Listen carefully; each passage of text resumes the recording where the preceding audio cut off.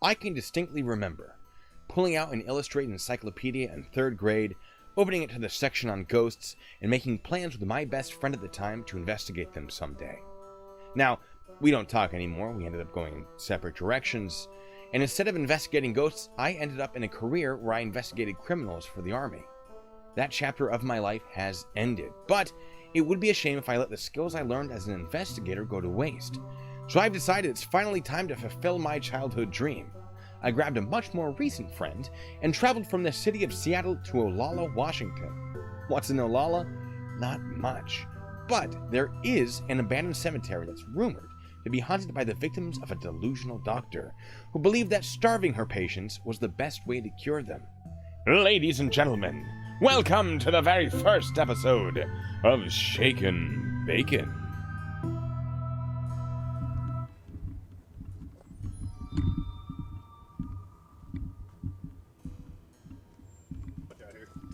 Oh, good call, good call. There's a bit of a... Ooh. I think I'm mostly acting right now as a spider web catcher for you. Yeah, you know, that's, I mean, as much as I love to be in front of the camera, I don't like spider webs.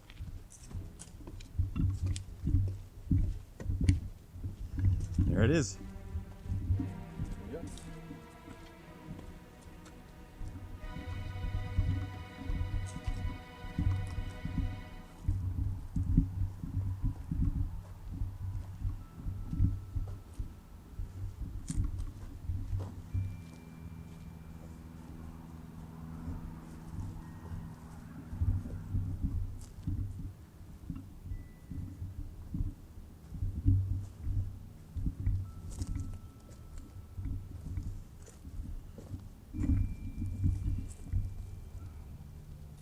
Yeah.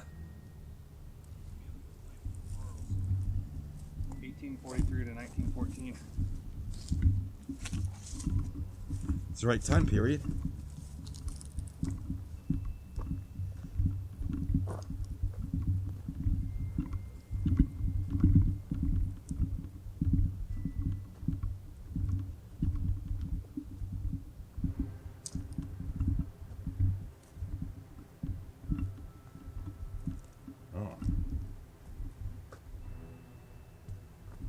See what's back here. Well, I think that's it. I think this is all of it. Yeah. 1927, 1904, 1915, 1904. Huh. So, you may have noticed that my microphone is loose and making a bit of noise. If you haven't yet, you will. I didn't realize this while filming, and I was unable to fix it while editing the footage, so unfortunately it will have to stay. To make it up to you, I've created a drinking game to go along with this episode. Normally, I wouldn't promote the drinking of alcohol, but we're in a pandemic, and what else are we going to do? So, if you are of legal drinking age and wish to participate, take a drink every time I say, that's a shame, or that's unfortunate, anything similar to that, and take a shot every time you think, wow, that man is really sweaty. Look, it was a warm night. We did a lot of walking around. There was carrying equipment. The camera's not that light, so I don't know what to tell you. But let's just get back to the cemetery. Do you mind looking at the camera and making sure I'm in frame? Mm-hmm. Where you were definitely in frame. It's perfect.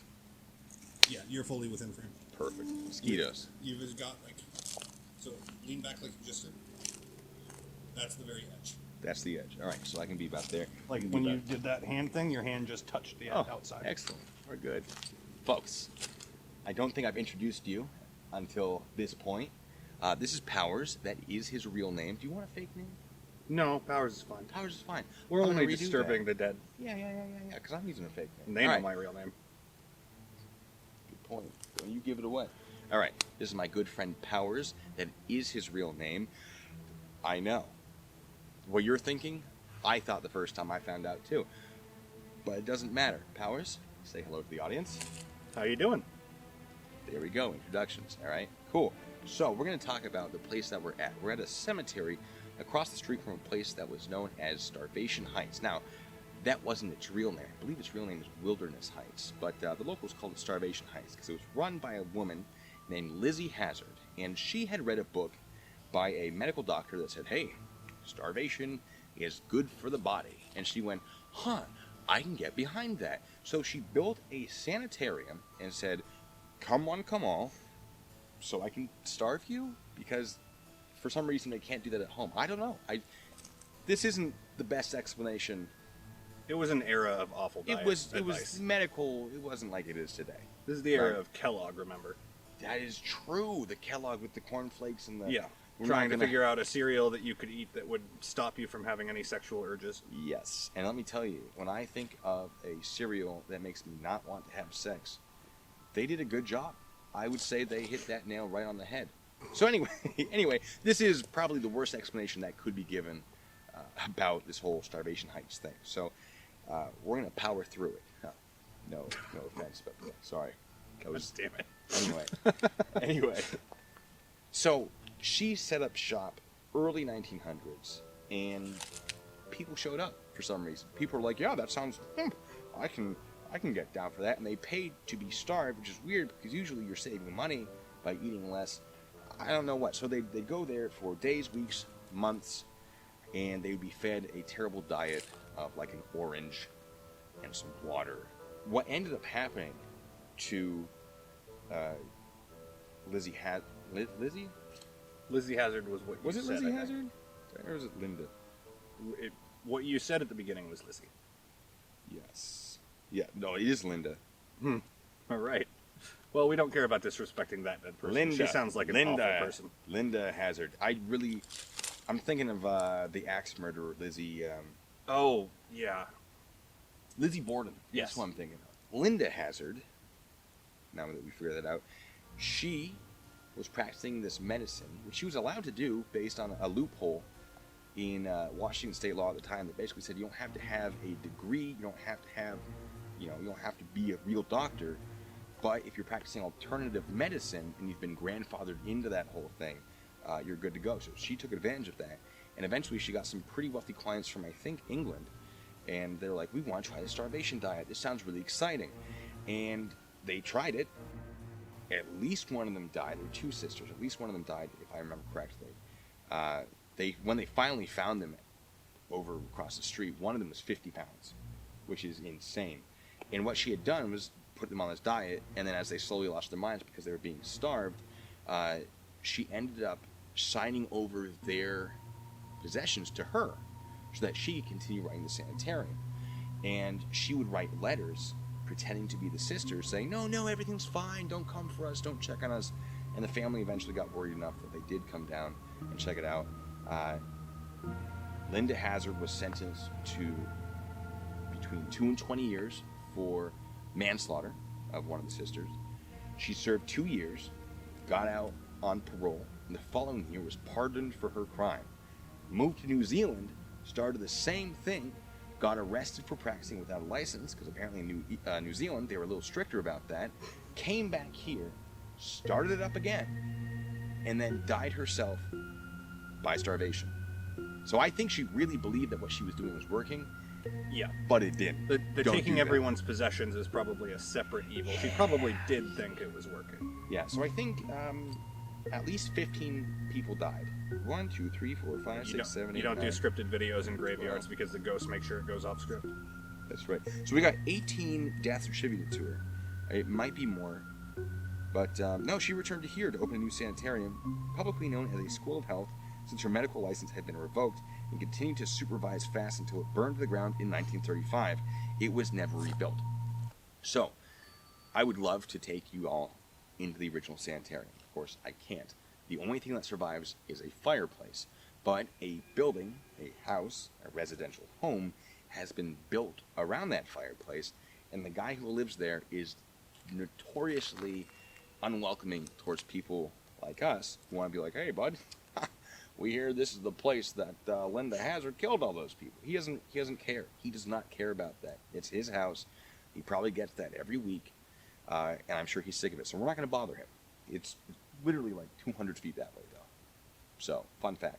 Now, As far as where we are now, this is the graveyard that a lot of people believe bodies were buried in from that location, the ones who died over there. We're going to go around. We're going to see if we can find any of the people. I have that list on my phone of who they are. We're going to go around. We're going to check the dates. We're going to check the names. See if we can find anyone. So, stick around. Pause for your editing later. Pause for editing.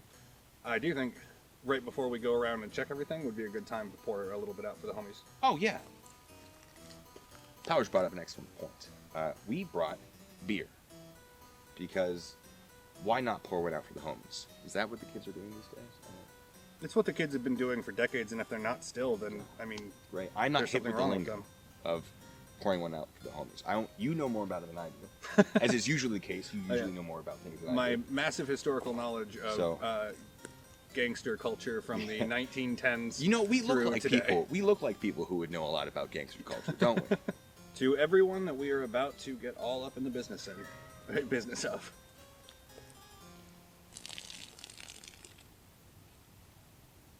To the dead folks, May they remain dead, please. please. If a hand comes out of the ground and grabs me by the ankle, I'm leaving. I'm done. I'm not sticking around. Okay, so what we're looking for are graves that actually match the names of the people who died here. Or I say here, it's actually across the street that way. But this is where some of them are rumored to have been buried. So the first step, finding those people.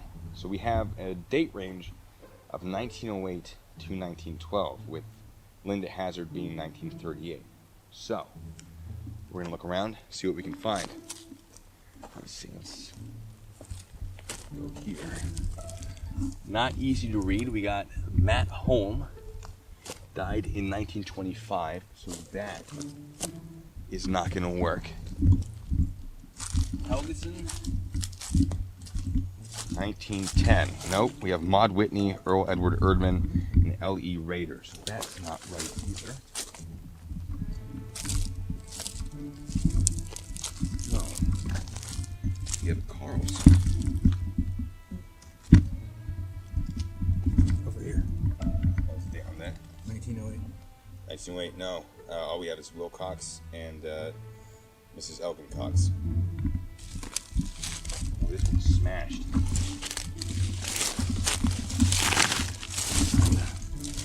Looks like somebody tried to sort of replace something. Yeah. Like, at least have something still up there. Yeah, there's nothing on these though. They've been. Also, none of the plants have really grown over them, so that seems recent. Yeah, this seems recent. That's a shame. Yeah. I can't. If you're looking for a haunting, I think more than the We'll come back. young deaths, that would be the one. Fred Fagerholm, 1901 to 1903. No. Wow. That's unfortunate. Jenny, beloved wife of Chase E. King, died 1905. Age 22 years. That's too early. Oleksy Johnson died 1903, 18 years. Something else here. 58 years. Gunhill Johnson died 1908. That is the right time, wrong name. So that's an important detail, that there might be several names on these. I didn't realize that. Yeah, that's a good point. I'll tell you what, this would be a lot easier during the day. Alright. Husband. Oh, that's weird. It's a husband up here. Husband and father. That's very interesting. Charles Lindgren. 1902. Gone but not forgotten. Not the right date. Hans P. Scar. Elise Scar. Edna D. Scar.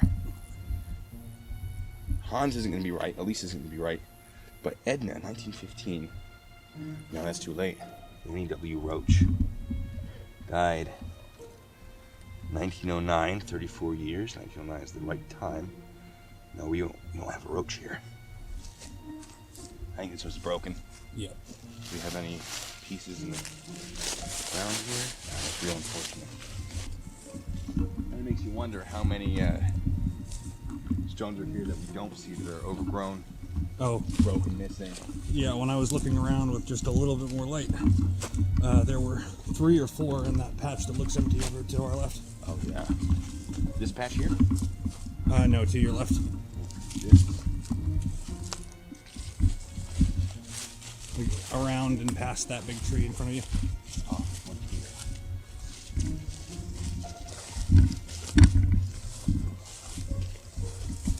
Raymond, infant son of BB and OA. Naked. 1911. That's not going to be right for this. Yeah, Raymond. No. Andrew Carson, 1911. No. It's none of them.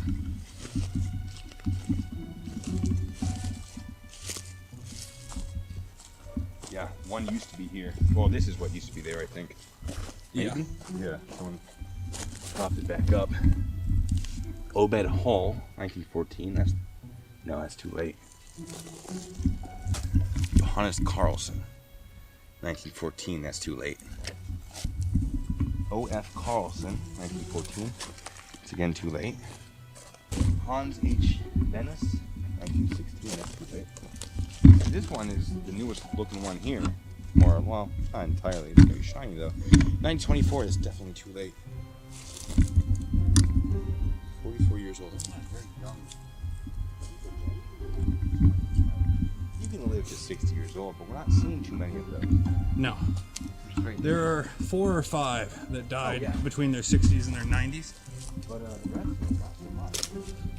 We've also No. got 22, 13, 2 1-year-olds.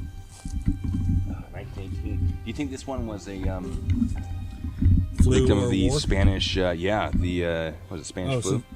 Because that's the daughter year. of Andrew and Cena, that would be flu. Yeah. What's How topical. Millie F. Wife of P.O. Lancaster, 1915. That's too late. Ooh, Culver, 1933.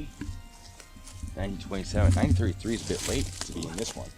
yeah, that is the last person buried here. Wow. Well, sorry, bud. So no one in this graveyard that we found is the right person. None of these people were starved in the sanitarium behind us. What used to be the sanitarium behind us. It has since burned down. But that's interesting, because this is where a lot of people believe they've been buried. So maybe the graves are missing, maybe the graves are unmarked, and maybe they were never here in the first place. So, Well, there was one possibility that we spotted over there. which one? The possible groundskeeper, possibly Yes! grave. Oh, let's go find that. That's back this way. That's right here. That's right here. Oh, it's. Oh wow! I am totally turned around. Yeah, so we don't know what this is, but it's clearly bigger than everywhere else.